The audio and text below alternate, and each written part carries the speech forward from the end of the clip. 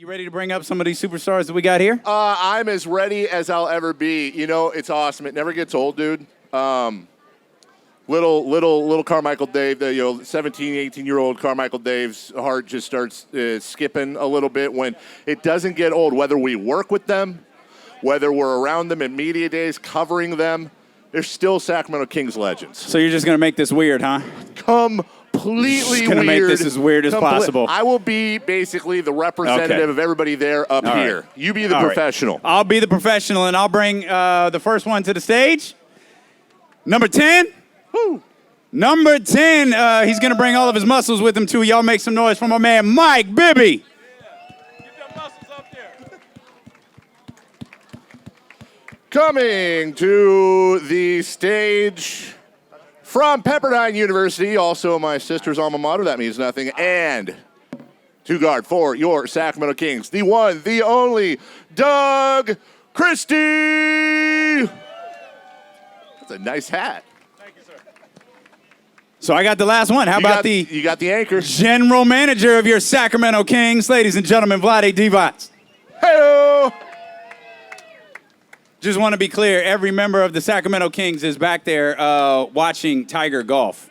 Everybody back there is gravely concerned with how Tiger's doing. You want to give everybody a Tiger update, Doug? Is he still winning? No, he did birdie the first hole. Yes. Okay. See, I have a theory, Doug. He's going to break your guys' heart. He's going to rope you all in into tomorrow. You go, oh, Tiger, it's Tiger time. And then he's going to double on 16, and y'all going to be hurt. Wow. I'd hate to be Grant Napier if he wins. I'm just going to say that. I will keep my comments to myself. You guys understand that one. Why don't you start us off, DC? I will. CD? I'll start us off with because that's DC. I'm CD. Same, it's same. going to get confusing. You guys look alike. Let me ask Sure, a question. Dave from Carmichael. Dave from Carmichael. Yeah. That would be DC. That DC. I used to live in Carmichael. If I remember correctly, didn't you? I don't want to give it away, but I think you used to live near my alma mater, Rio Americano, didn't you? I was on Kingsford. Okay, well, you said that. I used to ride my bike down that street on my way home from high school every day, go up Arden to Fair Oaks Boulevard, and then on over. They don't care about where I rode my bike. What they do care about is Bogdan Bogdanovic. And so we were talking backstage, that news. Why don't you give us a bogey update real quick? Well, Bogey felt right after the season uncomfortable in his knees. So he went to see the doctor in New York. He did minor surgery for cleanup. And then he got recovered. He started playing, and now he feels this, again on a different spot. Sure. So it's a minor stuff that's gonna go on Monday in New York to clean up, and hopefully he'll be back. I would say early November. Very good. So he might miss a couple games, but they're just taking care of it, making sure it doesn't get something bigger. Oh, exactly. Gotcha. Does this give you a little concern now with players playing overseas? After you draft them, does it give you concern that they go over there? No, really. I mean, this? you know what? You can get hurt in the practice. You can get hurt, running. So. I always support guys to play in pickup games, practice. All my career I played for my national team. Never had, So those things, when it happens, then you start blaming somebody else. No, it's part of the work. Turn to Mike Bibby here, and I'll just get it out of the way. I'll just get it out of the way right here at the beginning. Because you look like an Avenger. I mean, my goodness gracious. Everyone looks at Mike, and he's a superhero. Dave, I tried to sign him this summer, but we couldn't find the shirt for him. I thought we had enough power forward. That's what I thought. Mike, obviously it's good to be talked about for a good thing that you're in shape and yet you're muscular. But was this just a love of weights? Is there a whole thing? Are you really bored, Mike? Is that what's going on? They never let me work out when I was here. That was just a frown upon lifting. Vlade, Doug knows that. We grew up in the era where you don't lift weights. I remember. And, I always loved to lift weights. That's what I do. Now I have nothing to do. I don't play basketball like that anymore. I can lift as much as I want, as heavy as I want. I'm moving in your house, so you have to, come and help me out with the furniture. Everything's wood. Now, I have it on good authority, by the way, while you two are going back and forth, that back in the day, that y'all two would go at it, and I'm saying Vlade and Mike, you guys would go at it quite a bit in practice. I'm not going to say who told me that or anything. What, about the head jokes? I'm just going to say that used to happen quite a bit. My head is not compared to that size. It's impossible.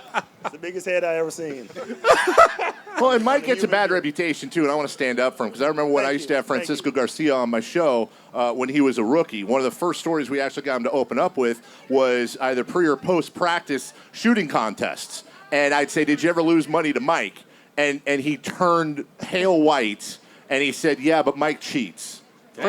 Francisco Garcia accused you of cheating on our very show, Mike. That's what happens when you win, I guess. So, they always accuse you of cheating when you win. That was a Lakers comment. Wow. No, I know it wasn't. Take it how you want. Here we go. I'm just Not that you're holding on to that or anything. no, moving on. Not that you're still. That could be the whole rest of the interview right there. Absolutely. By the way, everybody, Rick Fox will be here at 12:30. Boo! Fox will. I'm not introducing him. I told you about the whole Laker thing. You didn't believe me. Oh, Dave is I all. told you before the show, before this whole thing. There's a few Kings fans out here, are there not? Yes. And you love the Lakers, don't you? They know where the bread's buttered, man. I mean, that's part of the fabric of this whole city. Hey, DC, didn't you play in LA? Yeah. We don't talk about that. We just ignore that whole part of Doug's career. I think Vlade might have played there, maybe. Yeah. Oh, did he? But wow. That's when I first met Vlade. He was my rookie. Yes, I was. Oh, how did that go? It was good. It was good. I mean, For him? He listened? no, he was a great rookie. You know, obviously, it didn't work for him there, so he went around, and we met again in Sacramento. So we are glad to have opportunity to play in our prime. So can I throw one at you because you're the general manager of the organization, Vlade, and now Doug has a different role where he's going to be a television analyst, and he's going to have to be critical of the organization once in a while. Have you guys talked about that?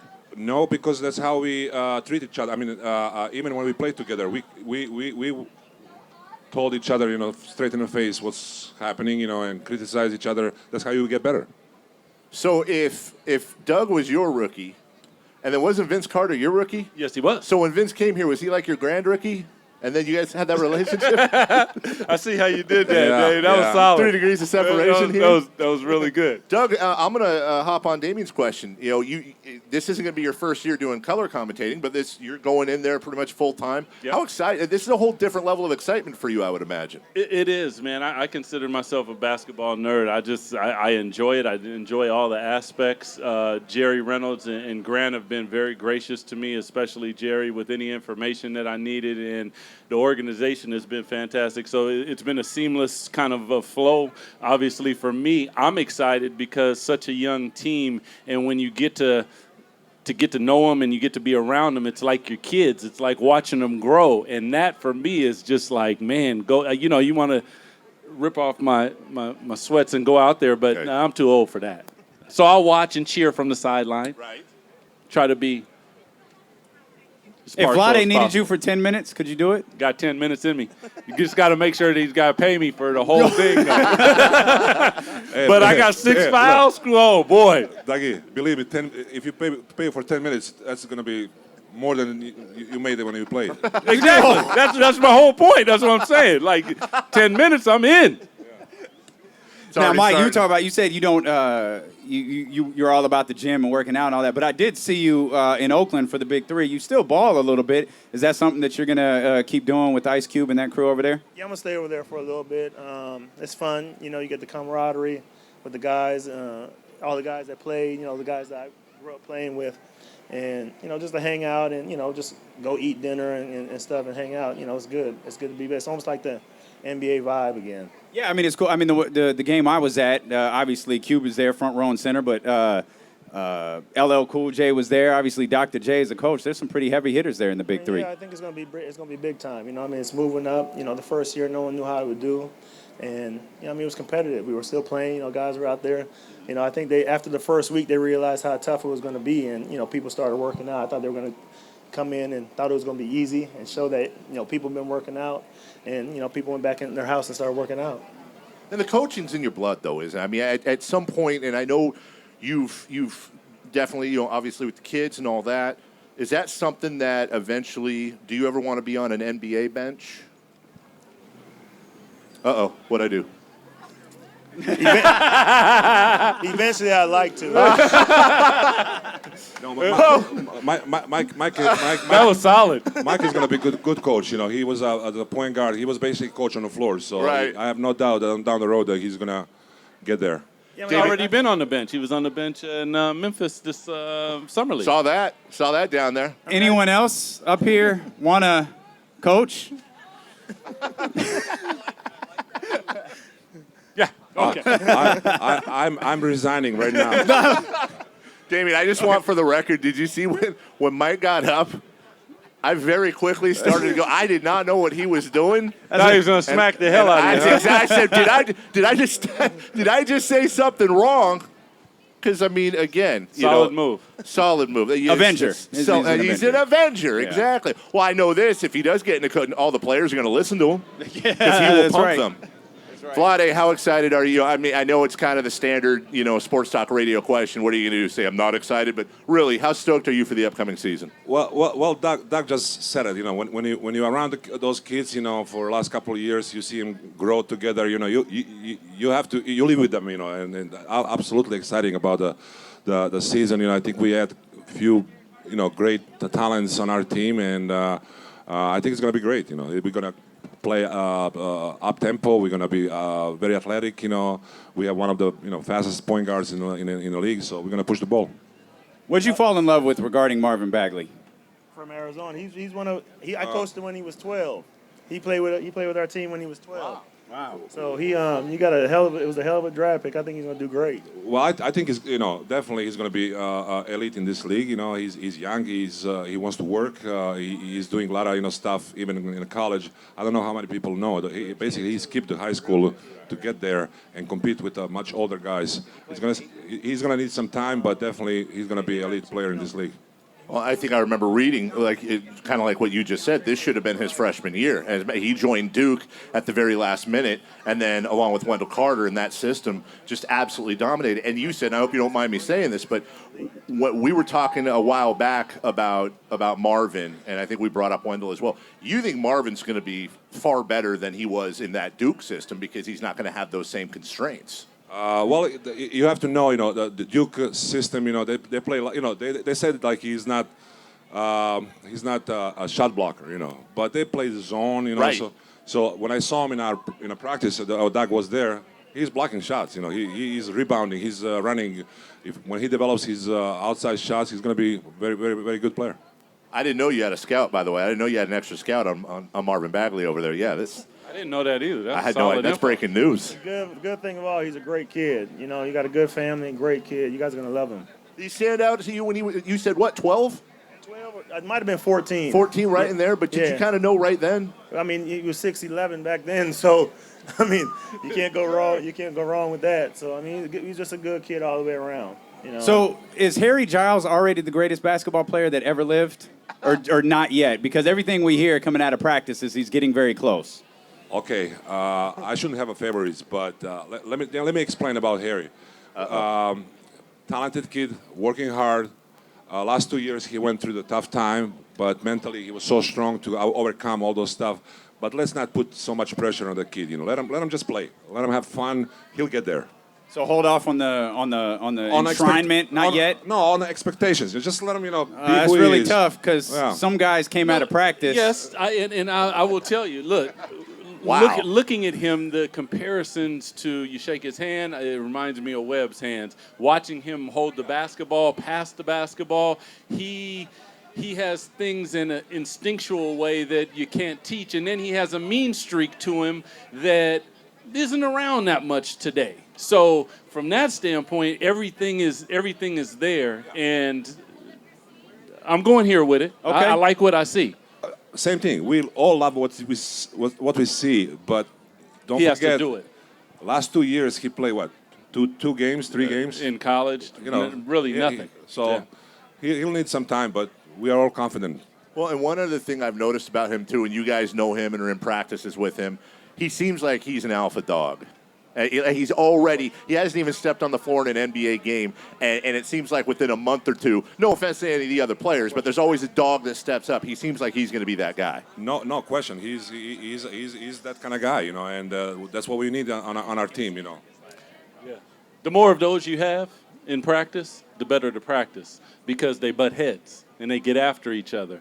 They don't just fall in line. And when you have that, it raises everybody's competition level.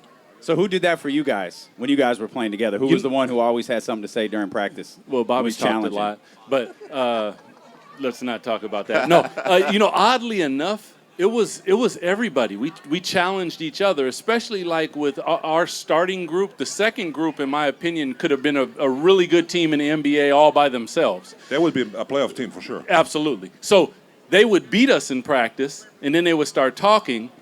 So now we got to play. And that's kind of how it always was. It didn't matter if it was a shooting game or whatever it was. You're chirping.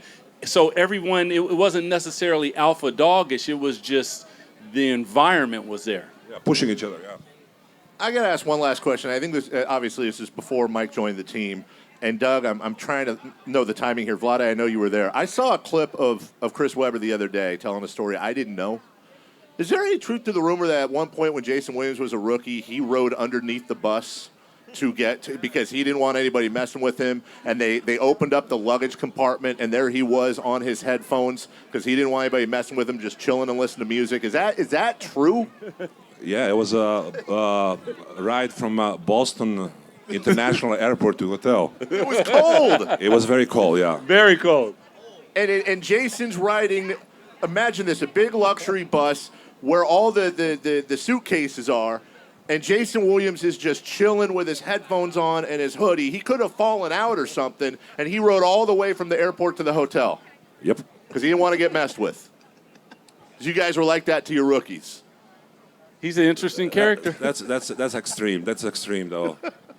So I want to throw. We're wrapping up. I want to throw one more at Vlade because I don't get the opportunity to talk to him a lot. So I want to throw this one at you. You were talking about playing for your national team earlier, and you have one of the greatest 30 for 30s that was ever done. Mm-hmm. And there was a famous time during your tenure with the Kings where you would wear the black armband as a political statement. How do you feel about social activism in sports today? Because that is a pretty common conversation. I think it's very important when somebody says, I don't care about politics and social stuff, why? I mean, it's all around us. It's affecting our lives. It's affecting our families. So you have to be involved. And I'll finish up with an equally as important question because I'm looking over at Mike and I've always wanted to ask him this. Do you see what Mike's doing? No, I had some fingernail clippers in the car. I was going to bring them with me. It's just a habit, man. You would always remember Mike would have the cleanest fingernails on the team. He would clip them on the bench. Now, do you still carry clippers around with you on a daily basis, or have you gotten a little better? They're always with me. Always. I mean, you're pedicuring right now. My God, I got something right here. Can I have it? I ain't using my clippers on your nails. I mean, is there... Ladies and gentlemen, three absolute legends of your Sacramento Kings. Mike Bibby, Doug Christie, and Vlade Divac.